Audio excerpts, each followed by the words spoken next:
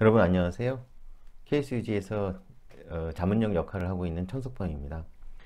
지난번에는 그 최근에 맞이한 급격한 변화들, 뭐 코비드를 통해서 이제 그런 변화가 나타나기 시작했지만 굉장히 많은 변화가 있는 걸 뭐 여러분들도 다 느끼시고 저도 느끼고 있고 그런 부분들을 한번 구체적으로 다뤄봤고, 그 다음에 요새 이제 그 많은 기업의 CEO들이 그 민첩성, 어질리티, 데이터를 근본적으로 하는 기반으로 하는 경영, 이런 것에 굉장히 많은 관심과 투자를 할 그 생각을 기울이고 있다는 것들을 이제 말씀을 나눴습니다. 자, 그러면 오늘은 이 지능형 기업을 위한 디지털 트랜스포메이션 세 번째 그 파트인데요. 세 번째 시간인데, 오늘은 디지털 트랜스포메이션이라는 게 도대체 뭔지 같이 한번 얘기를 해보겠습니다. 이게 참 어려운 주제인데요. 근데 그 주제 정의 자체가 굉장히 심각하고 그게 틀리면 절대 안 되고 그런 건 아니거든요. 그러니까 각자가 거기에 맞는 그 내용들 이런 것들을 파악하면 그만 아닐까? 저는 그렇게 생각을 하고 좀 더 심플하게 이제 접근을 해보고자 합니다. 자, 디지털이라는 화두가 어떻게 변화되고 있는지 보실까요? 점차 고도화되는 디지털 요구사항. 자, 예전에 1980년대에는요, 디지타이제이션, 아날로그 데이터들을 디지털화를 했어요. 그래서 뭐, 옛날에 장부도 이렇게 주판으로 하고 그런 것들이 이제 그 계산기로 하고 컴퓨터화 되고 그런 것들을 이제 80년도에 이제 많이 글로벌하게 이제 그런 것들이 경험이 됐고, 또 그때 그 개인들도 그 되게 싼 PC가 나왔죠. 퍼스널 컴퓨터가 나왔죠. 그 유명한 스티브 잡스가 만든 애플 2. 저도 옛날에 그 산 기억이 나거든요. 그래서 디지털화 되면서 그때 처음으로 아래 한글로 그 레포트도 써보고 저 학창 시절에 80년대 그런 이제 기억이 나는데, 그때 회사들도 드디어 타자기에서 드디어 이제 컴퓨터로 저장을 한 번 치면은 고치려면 예를 들어서 예전에 그런 얘기를 들은 적이 있습니다. 제가 입사하기 전에 80년대 그 회사 생활했던 선배님 그런 얘기를 하시더라고요. 그러니까 다 이렇게 보고서를 만들어 갔는데 타자기로 쳐가지고 갔는데 이 높은 분이 빨간 펜으로 찍 거버리면 처음부터 다시 써야 되는 거예요. 그냥 날 수 있는 게 아니라 한 패러그래프를 떼어내잖아요. 그러면 그 보고서가 10페이지면 10페이지 다 다시 써야 되는 거예요. 위에서 그냥 쭉 안 올라오고 그냥 친 거기 때문에. 그게 아날로그 시대였거든요. 그게 디지털 데이터화가 된. 이전에는 휙 집어 던져도 그냥 웬 하나 깜짝 안 하고 가가지고 엔터 치고 그 다음에 딜리트 하고 그러면 자동적으로 쭉 올라오잖아요. 그럼 프린트하면 그만이에요. 아, 세상이 너무너무 좋아졌다라고 사람들이 느낀 그때가 이제 80년대인 거죠. 그 다음에 2000년대에 디지털라이제이션. 그러니까 디지털 데이터 간의 통합. 그래서 구매에서 쓴 데이터. 구매가 예를 들면 어떤 물건을 사기로 돼 있다. 그러면 언제쯤 들어올 거다. 그러면 그거를 생산해 주면은요. 생산은 그걸 가지고 준비를 할 수 있어요. 그래서 디지털 데이터 기반의 업무 프로세스, 업무가 각 부문이나 부서나 이런 데서 이 디지털 데이터를 가지고 쭉 연결이 되기 시작하는 거죠. 그러니까 효율이 엄청나게 올라갑니다. SCM부터 시작해가지고 ERP 이런 것들이 90년대하고 2000년대, 90년대 말, 2000년대 초 중반에 폭발적으로 일어나고 투자가 일어난. 그래서 디지털 데이터 간 통합, 디지털 프로세스 기반의 업무 프로세스, 디지털 데이터 기반의 업무 프로세스. 이게 이제 디지털라이제이션으로 이제 됐고요. 요새는 디지털 트랜스포메이션, 몇 년 전부터 한 2, 3년 전부터 디지털 트랜스포메이션이라는 얘기가 부쩍 나오고 있는데 아직 별다른 건 없는데 올해부터는 보다 더 세게 많이 나오고 있다고 보여집니다. 자, 디지털 트랜스포메이션은 디지털 기술을 활용을 해가지고요. 고객 경험, 비즈니스 모델, 비즈니스 운영을 어떻게 바꿀 것인지를 근본적으로 바꾼다는데 이제 의미가 있습니다. 이노베이션하고 트랜스포메이션. 이노베이션은 혁신이거든요. 이노베이션이 훨씬 더 큰 개념이긴 하죠. 물론 혁신하는데 트랜스포메이션은 트랜스포머 여러분 아시죠? 차에서 로봇으로 찍 바뀌는 뭔가 확 바뀌는 거예요. 그러니까 기존에 하고 있던 방식이 아닌 다른 방식을 쓰는 거죠. 나중에 제가 혁신이라는 토픽을 가지고 그 부분을 되게 재밌는 예제를 들어서 말씀을 드리겠습니다. 일단은 오늘은 그것까지 가기 전에 정의나 이런 것들 말씀드려야 되니까요. 그런 것인데 그런 게 어떻게 발현이 되냐면요. 디지털 트랜스포메이션이란 되게 많은 데피니션이 있는데 그게 결국은 다 비슷합니다. 혁신적인 기술을 이용을 해야 되고 그 다음에 가치를 전달하고 매출 창출하고 효율을 개선하고 하는 일반적인 모든 활동 있죠. 거기에 새로운 방법, 새로운 방법을 찾아내는 것. 이 디지털 트랜스포메이션이다. 뭘로? 혁신 기술. 물론 당연히 디지털 기술이겠죠. 를 활용을 해서. 자, 비즈니스 모델은 어떤 게 있을까요? 그 첫 시간에도 말씀 다뤘을 거예요. 그 제품에서 서비스, 제품을 파는 데서 서비스를 파는 거. 독일에서 나온 인더스트리 4.0이 그 부분을 집중적으로 파고들어서 에코시스템을, 전체적인 에코시스템을 만들어 가지고 그거에 대한 표준 규약을 만들고 있다. 그 말씀을 드렸거든요. 그게 굉장한 그 차이고, 그 다음에 뭐 예를 들면 그 제품을 파는 게 아니라 서비스를 파는 게 뭐 비대, 예? 그 저기 정수기 이런 거 거기 그 새로운 아이디어로 이제 그 대박 쳤죠. 근데 그거는 그 되게 원시적인 수준에서 했지만 요새는 그 거기도 다 이 디지털라이즈를 많이 하고 있는데 하여간에 요새는 그 커넥티드 기계 자체가 다 제품을 파는 게 아니라 서비스를 파는 걸로 이렇게 다 컨버전 되고 있다라는 거를 제가 첫 시간에 자세히 설명을 드렸습니다. 다 다이렉트 커스터머 이제는요 그 유통회사를 뛰어넘어 가지고 많은 그 제조회사가 스스로 그러니까 다이렉트 커스터머 그러니까 옴니채널 온라인 오프라인 합쳐가지고 디지털 컨텐츠 이런 것들을 통해 가지고 다이렉트로 커스터머에게 가는 것을 어프로치를 하는 회사들이 많이 있습니다. 여기에서 보면 그런 회사들하고 저 그 뭐죠 그 일반 유통 이 고전적인 유통 회사들하고 충돌 많이 있죠. 그리고 그 가운데 그 전문 유통 회사들, 이커머스 유통 회사들이 엄청나게 성장하고 있고, 그러니까 요새는 누구나 다 이렇게 커스터머에 가까이 가야 답이 생긴다. 그건 뒤에 제가 다시 말씀드릴 거거든요. 답이 생긴다. 그런 거에 대해서는 진짜 그거는 명약관화한 명제고 누구나 다 이렇게 그렇게 생각하고 있는데 어떻게 해야 될지는 잘 모르는 그런 그 과제이기도 합니다. 맞춤 서비스, 라사이즈 원. 제가 첫 시간에 또 말씀드렸죠. 그 아디다스 그 신발 공장, 라사이즈 원 하나에 대한 스펙, 하나에 대한 컨피그레이션을 해야 되는 그런 것들을 만들어 나가는 것. 그런 것들이 새로운 비즈니스 모델을 만들어 나가는 디지털 트랜스포메이션의 어프로치입니다. 새로운 비즈니스 모델만 만들어 나갔냐? 그렇지 않습니다. 비즈니스 프로세스도 이렇게 업그레이드를 하는 것이죠. 고객이 원하는 모든 접점에서 고객 경험 얘기를 제가 뒤에서 따로 말씀드릴 텐데, 고객이 왜 이걸 물건을 사고, 고객이 뭐 하려고 이런 걸 하는지에 대해서 그 다른 어프로치를 가져야 된다는 거거든요. 그리고 이제 프로세스를 자동화하고 지능화하고 그렇게 해가지고 고도화해 나가는데 이거 하는 방법은 이걸 해 나가는 이유는 그렇습니다. 그러니까 예전에는 자기가 그 육체 노동을 기계로 대체를 많이 시켰어요. 그리고 이제 뭐 그런 거를 로봇도 그렇고 뭐 설비들도 그렇고 다 그런 거잖아요. 근데 요새는 AI, 머신러닝, 딥러닝, 뭐 무슨 뭐 강화학습, 뭐 여러 가지 알고리즘, 뭐 소프트웨어 쏟아져 나오고 있는데 이거는요 반복적인 그 지식 노동, 인지 노동을 자동화해 나가는 거거든요. 그리고 거기에서 의사결정에 필요한 포인트를 뽑아내는, 지능화해 나가는 그런 겁니다. 그래서 그 부분이 이제 이 프로세스적으로도 많이 달라진 거고, 그 다음에 그걸 하기 위해서 실시간 데이터를 기반으로 해가지고 예측하고 의사결정을 하는 겁니다. 지난달에 있었던 원가가 뭐 지난달에 뭐 산 거에 대해서 뭐 때문에 얼마가 올랐지? 라는 것들을 결산 다 하고 나서 2주 후에 본다? 아무 의미가 없어. 이미 다 버스는 지나가 버린 건데. 문제가 딱 생길 그 타이밍에서 딱 캐치업을 해내야 되는 것을 하려면 뭘 해야 되겠느냐? 이 부분도 뒤에 가서 요 세션은 아니지만 좀 자세히 그런 것들을 하기 위한 그 각 뭐 솔루션이나 이런 것들의 어프로치를 제가 소개를 시켜드리도록 하겠습니다.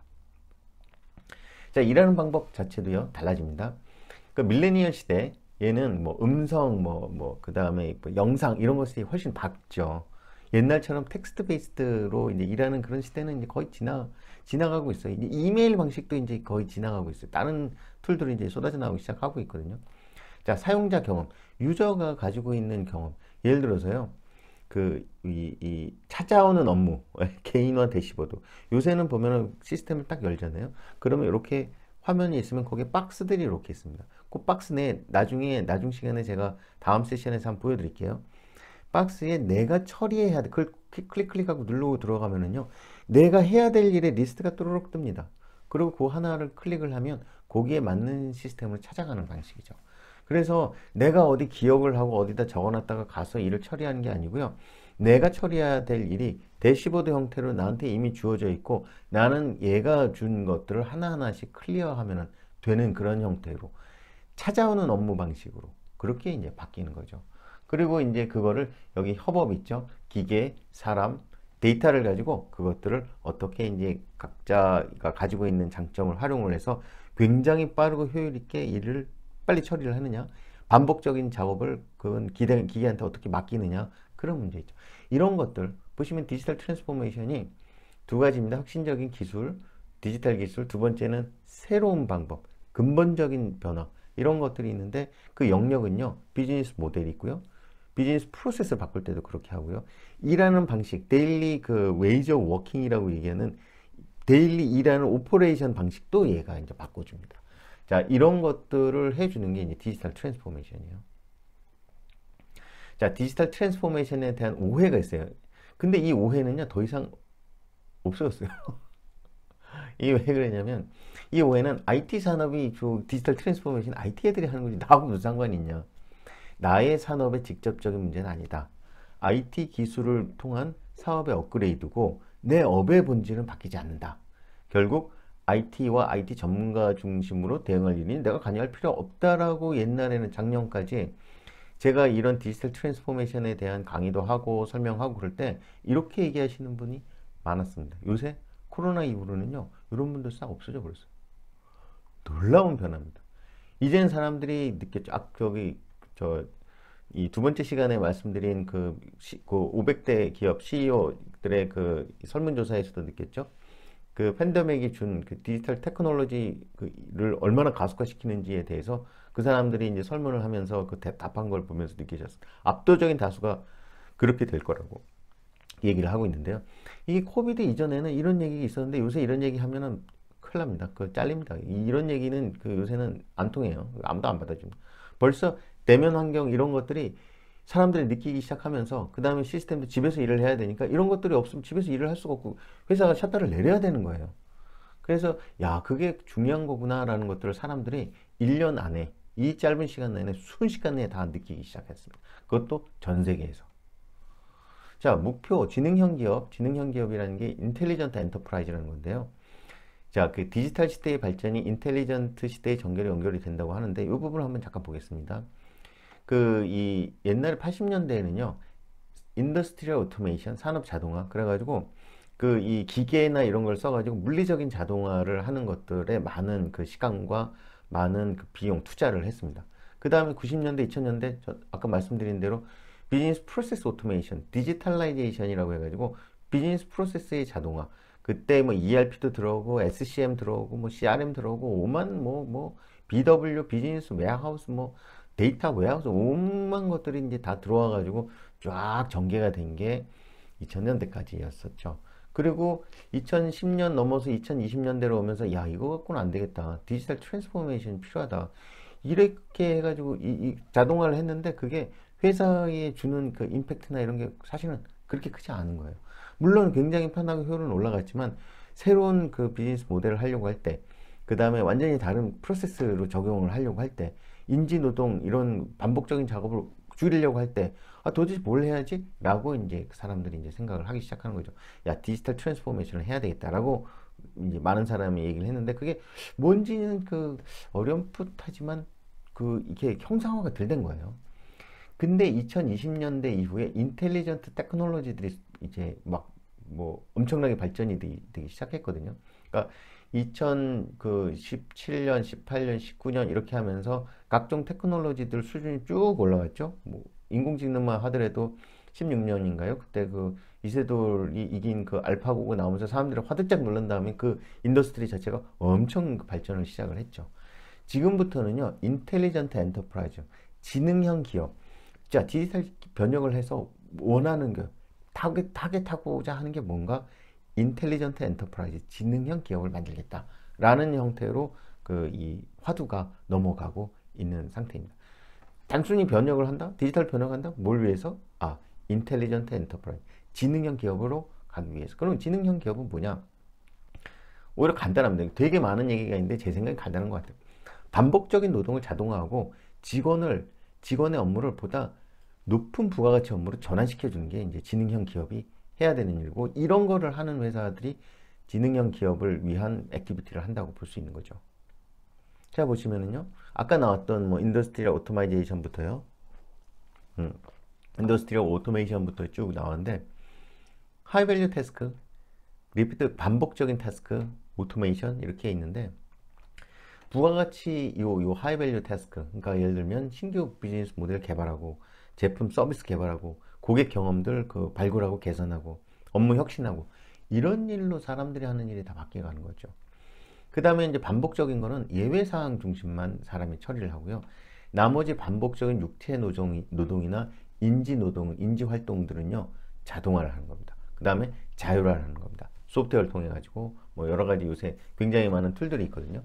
그런 것들을 통해 가지고 그 부분을 사람을 그쪽에서 빼서 부가가치 업무로 전환시키는 겁니다. 근데 이거는 어느 날 갑자기 이루어진 일이 아니에요. 옛날부터 계속 그런 일이 있었어요. 육체노동 자유화도 그런 일이 있었고요. 그래서 예전에 100년 전에는요, 애들도 일하고 하루에 사람이 먹고 살기 위해서 정말 12시간, 16시간씩 매일 일요일에도 쉬지 않고 일을 한 적도 있었습니다. 산업혁명 초기 시절에. 근데 지금 그렇지 않잖아요. 왜? 그런 형태로 계속 진화되고 발전되어 왔다는 거죠. 여기서 있는 것도 이것도 한꺼번에 이 왕창 올라가는 게 아니라 꾸준히 발전이 됐는데, 달라지는 거는 최근에 4차 산업혁명이라고 제가 첫 시간에 말씀드린 요 시대에는요, 이게 올라가는 속도가 엄청 빨라진다. 그 차이가 있는 거라고 생각이 됩니다. 예를 들어서 보시면요, 노동 생산성 향상이 어떻게 됐는지, 기술의 활용으로 인한 생산성 향상 결과로 근로시간이 얼마나 단축됐는지 한번 보실까요? 이건 미국의 케이스입니다. 이거 보세요. 미국의 실업률. 1929년 여기는요, 공황이 있었어요. 그래서 뭐 실업률 왕창 높은 건 이해하시죠? 그 다음에 쭉 와서 여기에 그 서프라임 모기지 한번 왔고, 요거는 지금 이제 팬데믹 때문에 그 단기간 내 피크로 딱 뭐 올랐죠. 내려가겠죠. 근데 미국의 실업률이 전반적으로 보면 대충 적으면 4%, 많으면 6%에서 7% 정도 선에서 수렴하고 있어요. 보통 5%가 완전 고용이라고 하죠. 완전 고용이 뭐냐면 일하고 싶은 사람은 다 직장을 구한 거예요. 그러니까 5%보다 작다라는 거는 완전 직장 구할 필요가 없는 그런 건 아니겠지만, 하여간에 모든 사람이 다 일하고 있다는 뜻이거든요. 대충 4%에서 5%면 모든 사람이 일하고 있다. 그래서 실업률은 비슷해요. 실업률은 비슷해요. 그러나 보면은 1인당 연평균 근로시간은 쭉 줄고 있어요. 줄고 있어. 계속 줄고 있어. 차츰차츰 뭐 많이 줄 때도 있고, 그 다음에 뭐 좀 올라가기도 하지만 추세적으로는 줄고 있고요. 그 다음에 기대하는 거는 4차 산업혁명이 이제 되면서 이제 테크놀로지컬 이볼루션이 확 오면서 이제는 그 주는 것들이 더 가속화되지 않겠냐라고 하는 거를 기대를 하고 있는 그런 상황입니다. 자, 그러면은 사람의 생산성, 일의 생산성, 인지노동, 그러니까 옛날에는 육체노동 쭉 줄고 인지노동 쭉 줄고, 그 다음에 나머지 사람들은 뭐 하죠? 비즈니스 모델 만들고 고객 경험 개선하고 뭐 그런 얘기를 한다고 했잖아요. 그런 모든 것의 시작은 고객을 이해하는 데서 이제 시작한다고 얘기를 합니다. 고객은 무엇을 추구하는지 분석하는 그 사례인데요. 이게 그 소스가 클레이튼 크리스텐슨이라는 그 교수님이 쓰신 책에서 나온 건데요. 보시면 Theory of Jobs to be Done, 이분이 하버드대 그 경영학과 교수거든요. 근데 되게 유명하신 분인데, 저 책을 이노베이터의 딜레마, 그러니까 혁신가의 딜레마라는 그 파괴적 혁신이라는 그 용어를 만들어내신 분이에요. 여기저기서 많이 언급되는 분이죠. 이분이 Theory of Jobs to be Done 그래가지고 자기 보스턴의 집 근처에 밀크쉐이크 가게가 있어요. 그래서 이 밀크쉐이크 가게는 거기에서 나와가지고 고속도로로 들어가는 그 길목에 있나 봐요. 그 사람들이 여기에서 밀크쉐이크를 많이 사갖고 간답니다. 근데 이 사람이 이제 생각을 해봤어요. 밀크쉐이크 가게 주인하고 물어봐서 더 팔고 싶으면 뭘 해야 되느냐. 일반적으로 이 밀크쉐이크 가게에서 밀크쉐이크를 더 팔려면 뭘 해야 되죠? 더 고품질의 재료를 쓰거나 고객 서베이를 하고 메뉴를 추가하거나 아니면 더 맛이 나는 향료를 추가한다. 그리고 잘 파는지 잘 팔리는지 한번 본다. 이거 운에 맡기는 어프로치죠. 이런 게 안 된다는 거를 얘기를 하는 거예요. 왜냐하면 이분이 그 어프로치가 재밌습니다. 자, 이 대학원생들을 써가지고 이 밀크쉐이크 가게에 보내가지고 고객들하고 인터뷰를 시켰어요. 인터뷰를 시켰는데 인터뷰를 시킬 때 질문을 이렇게 했습니다. What are you hiring this milkshake for? 이런 식으로 hiring, 어? 고용한다? 밀크쉐이크를? 아니 밀크쉐이크를 뭘 고용을 하지? 한국말로는 고용한다가 굉장히 어색하지만 영어로는 그렇지 않은가 봐요. 뭐 저도 뭐 잘 모르지만 그렇지 않은가 봐요. 이 사람들이 처음에는 약간 당황하다가 답을 하기 시작한 거죠. 우리말로 하면 이게 무슨 뜻이냐면은 너 못됨시 밀크쉐이크 뭐 하려고? 뭐 하려고? 뭘 기대하고? 또는 뭐 했으려고 이걸 샀느냐? 뭐 이런 얘기 정도로 해석이 되겠죠? 그랬더니 재밌는 게 아침에 고객이 이런 얘기를 했어요. 아침에는 인터뷰를 할 때 길고 따분한 아침 출근 운전 시 졸리고 심심해서 그래서 뭐라고 그랬냐면요. 초콜릿바나 베이글은 금방 이렇게 먹게 되고 빨리 먹게 되고 이렇게 먹고 난 다음에 이 운전석이 지저분해진다는 거예요. 그런 얘기를 하고 늦은 오후 고객은요.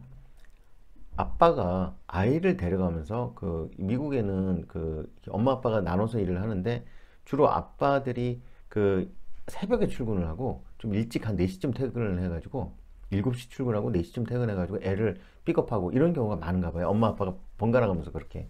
미국은 그렇게 이 아기를 봐줄 수 있는 따로 그런 도와줄 수 있는 분을 고용하는 게 어마어마하게 비싸니까 그런 경우가 많은 것 같아요. 그래서 시간이 플렉서블 타임제를 이제 대부분 회사에서 허용을 해주죠. 근데 아빠는 아이가 좋아하는 것을 해주고 싶은데 이거 지나가면 애들이 사달라는 거예요. 근데 부담이 적은 것이 밀크쉐이크. 왠지 아세요? 밀크는 그래도 밀크잖아요. 만약에 이제 장난감이나 탄산음료 이런 걸 사주면 나중에 애 엄마한테 혼난대. 미국도 한국처럼 혼나는 건 마찬가지인가 봐요. 자, 여기서 보면은요. 밀크쉐이크의 용도가 아침하고 저녁하고 다르죠. 많이 다르죠. 이 사람들이 원하는 것도 다르죠. 근데 이 사람들이 얘기하는 밀크쉐이크의 경쟁 제품이 뭘까요? 아침에는 초콜릿바나 베이글이고요. 저녁에는 장난감이나 탄산음료예요. 다르죠. 생각하고. 자, 그러면은 고객 확보 어떻게 하면 될까요? 쉽게 아이디어 얻을 수 있죠. 아침에는요, 어떻게 해야 돼요? 걸쭉하게 만들어요. 왜?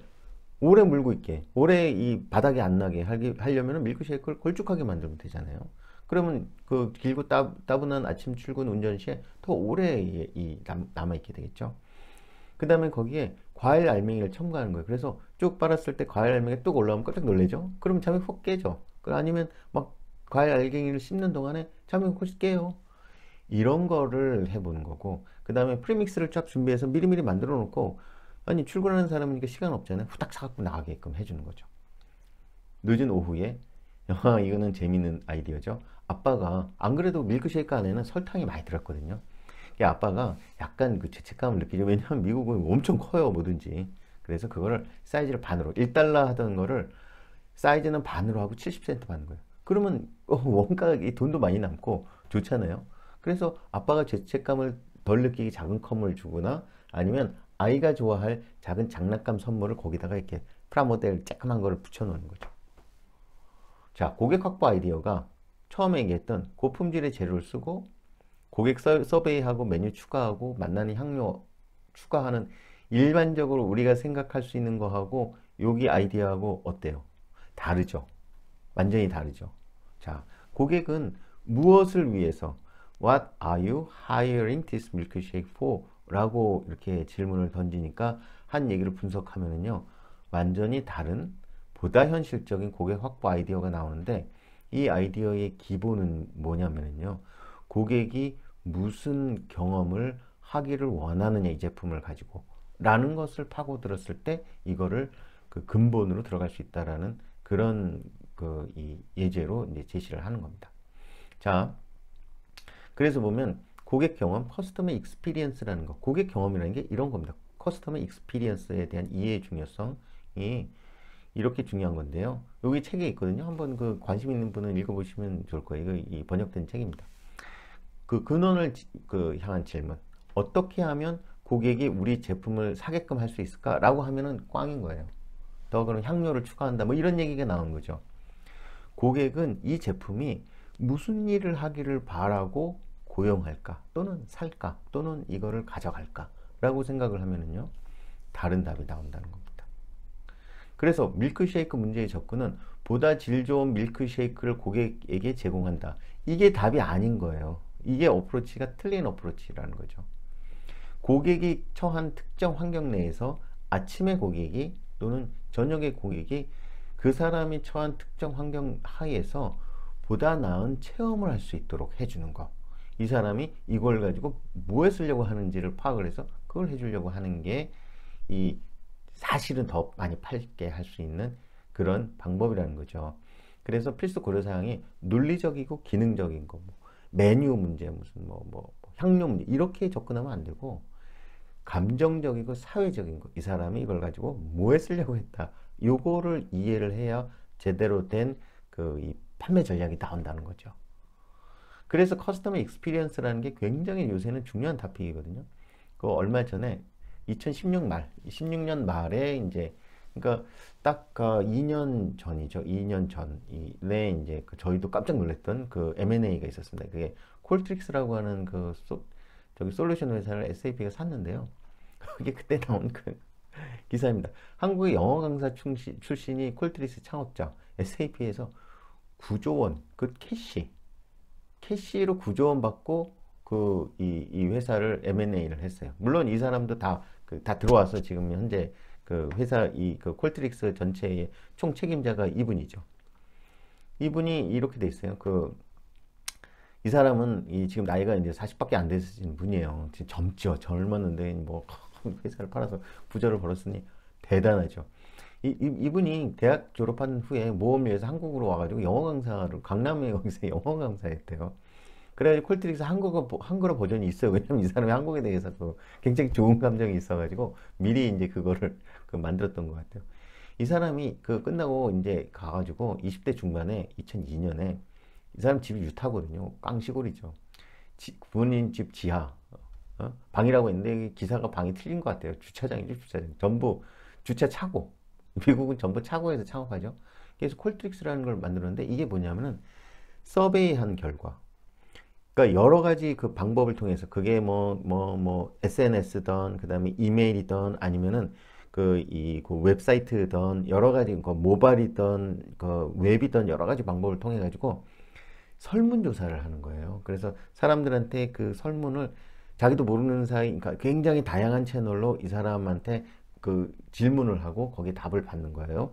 그리고 그걸 가지고 분석을 해가지고 그 고객이 원하는 거 또는 이 회사의 종업원들이 원하는 거 또는 이 회사의 밴드가 원하는 거 이런 것들을 분석해내는 그런 툴을 가지고 있는 회사예요. 그래서 그거를 16년 만에 9,000개 그 고객을 확보했다고 하는데 왜냐면 하나당 되게 작으니까 누구나 다 싸게 쓸 수 있는 거거든요. 그러니까 9,000개 뭐씩이나 되겠죠. 그리고 그때 이제 2018년 전년 2017년 매출이 2억 9천만 달러 한 3천억 밖에 안 됐어요. 근데 9조를 주고 샀는데 대단하죠. 근데 재밌는 거는 이 사람이 지분이 87%가 지분의 87%가 가족, 그러니까 약 90%가 가족인데 누구냐면요. 본인, 형, 아버지, 여동생 둘, 이 5사람이 8조를 받았어요. 캐시를. 물론 본인 3조 가지고 형 2조 주고 아버지하고 여동생 1조씩 줬나? 그건 잘 모르겠는데 그런 일이 있었어요. 이런 경험, 고객 경험이라는 것이 주는 밸류가 대단한 밸류. 그러니까 이런 유사한 툴들이 꽤 있는데 그 툴들이 다 비슷한 정도 수준의 밸류에이션, 가치를 가지고 이 M&A도 되고 아니면은 상장도 되고 그런 어마어마한 큰 영역이거든요. 그게 커스터머 익스피리언스. 여러분께서도 그런 얘기를 들으시면은 한번 귀 기울여서 한번 사용하는 것도 굉장히 아주 싸게 시작할 수 있으니까 그런 것도 한번 고려해 보시면 그 회사의 아까 말씀드린 좀 다른 방식의 고객 경험을 확보하는 거. 고객이 원하는 것들을 진짜 말로만 고객이라고 하지 말고 진짜 고객이 원하는 게 무엇인지를 파고 들어가서 이해하고 확보해 나가는 그런 활동이 굉장히 중요하지 않겠느냐. 그래서 이런 그 툴들이 이렇게 고평가되는 것들도 그런 그 기업들의 그 열망 이런 것들이 엄청나게 강해서 그렇지 않겠느냐. 특히 미국에서 그런 이제 생각을 해봅니다. 자, 여기까지 해서 뭐 디지털 트랜스포메이션이 그 정의가 어떻고 그게 뭐 그 되게 복잡한 여러 가지 뭐 말들도 많은데 그냥 심플하게 이런 거다라고 생각하시면 좋을 것 같고 그 인지 노동의 자동화하는 거 그게 지금 굉장히 많이 그 솔루션으로 활성화되고 있다. 그 다음에 그걸 하기 위해서 이제 디지털라이제이션 되는데 그 근본 시작은요 고객에 대한 이해. Theory of jobs to be done. 아까 말씀드린 밀크쉐이크를 더 팔려면은 우리가 알고 있는 거하고 다르다 생각이 어떻게 고객의 익스피리언스로 들어가면 달라진다 대안이 이것들을 이제 말씀을 드렸습니다. 한번 그 생각을 해보시고 그 다음에 저는 이제 또 다음 세션에서 만나 뵙겠습니다. 경청해 주셔서 감사합니다.